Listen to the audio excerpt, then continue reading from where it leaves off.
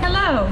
Well, a year ago, a friend invited me to a Tea Party rally, and I said, a rally? What good does that do? I'm not a rally type person. But I went anyway, and I found out there is a will and a spirit that is being fanned by the wind of change. Would you say that's true? At these rallies, I discovered, I'm sorry, I don't speak very well in public, so I'm going to make a lot of mistakes, but I'm going to keep going. Like frogs in a boiling pot, we have not noticed the heat being turned up gradually over the years, vaporizing our freedom little by little. But now with the burner turned on high, we're paying attention. Thomas Jefferson, our third president and author of our Declaration of Independence, summed up good government this way. He said, a wise and frugal government shall restrain men from injuring one another, shall leave them otherwise free to regulate their own pursuits of industry and improvement, and shall not take from the mouth of labor the bread it has earned. Let's see, how is our government taking from the mouth of labor? I think we call it taxation. Some call it legal plunder. Well, here's a short list. Oh, no. A century ago, we did not have a building permit tax, a CDL license tax, a corporate income tax, a dog license tax, excise taxes, federal income tax, federal unemployment tax, fishing and hunting license tax, food license tax, fuel permit tax, gasoline tax. Are you getting my point? Home inspection fees, inheritance tax, impact fees, IRS penalties, on and on. I came up with 32, and I'm sure it's not complete. This year, Tax Freedom Day, the day we stop working to pay our taxes and start working for ourselves, is supposedly the 9th of April. I don't think they took into account all of these. Even the 47% who don't pay income tax pay these. Are we paying attention?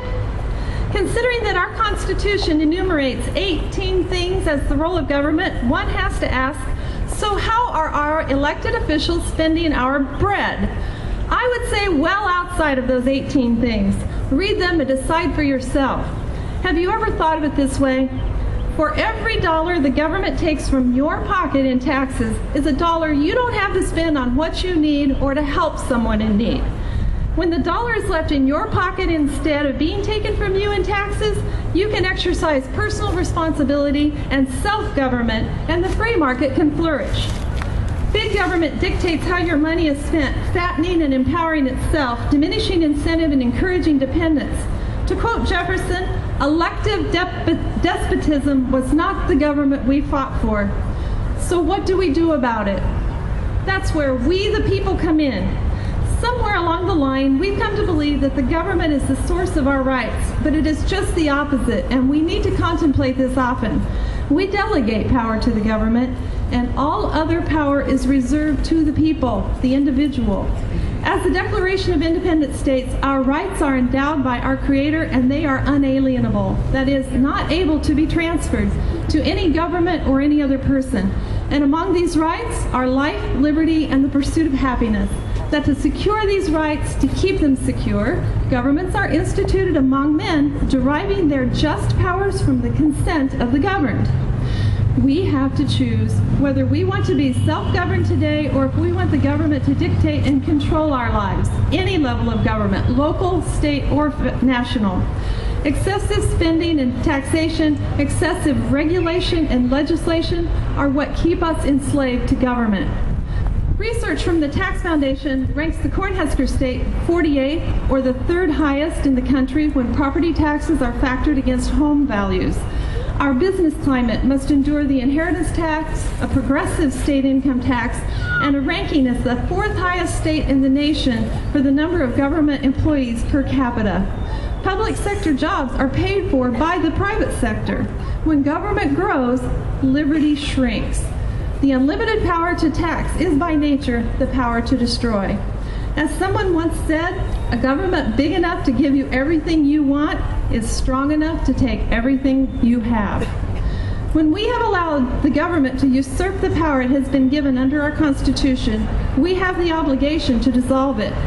Fortunately for us, the wisdom of the founders made it possible to dissolve unjust power through the ballot box. It is up to us to keep the government within the boundaries our Constitution has outlined. One thing that has impacted me is to learn that elections in this community, in this state, have been won by as few as 20 votes. Our vote does count.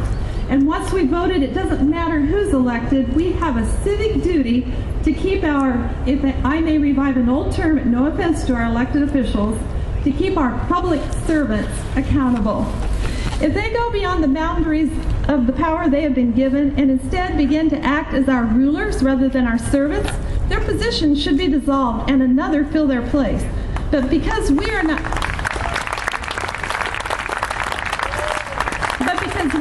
carrying out our civic duty, they have forgotten whom they represent. We have trusted them only to discover that power corrupts. By the same token, when they're doing a fine job, they need our support. It can't be easy going up against their peers who are willing to compromise for selfish ambition and cater to special interests that contribute to their campaigns. If we the people are going to be self-governed, we must take our civic duty seriously. That means knowing who we're voting for and what they're doing while they're in office. We must remind them that they work for us. It will take our time and our resources. It will take working together and getting along. Even the founders didn't agree on everything.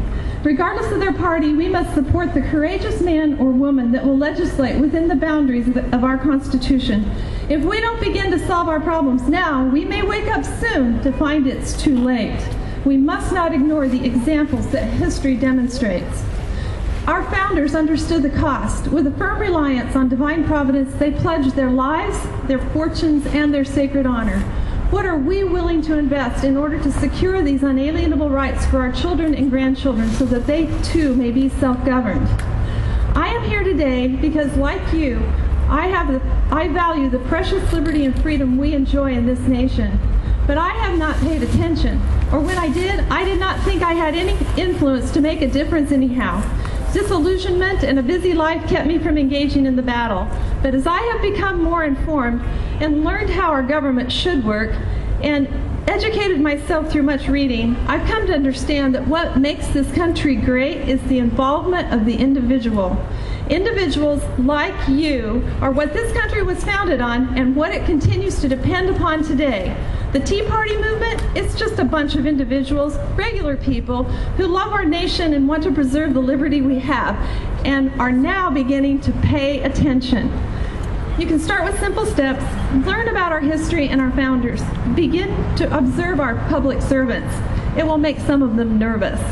Attend a school board meeting. After all, 2/3 of your property taxes and 1/3 of the state budget is spent on education. Get to know your city councilmen, your county commissioners. They may someday be your representatives in D.C. Call, write, email your legislators, state and federal, and support good candidates. You can impact elections. Remember, it may only take 20 votes. Join an organization that will help you stay informed. Use the wide resources available on the internet. Verify what you learn, and don't ever stop paying attention.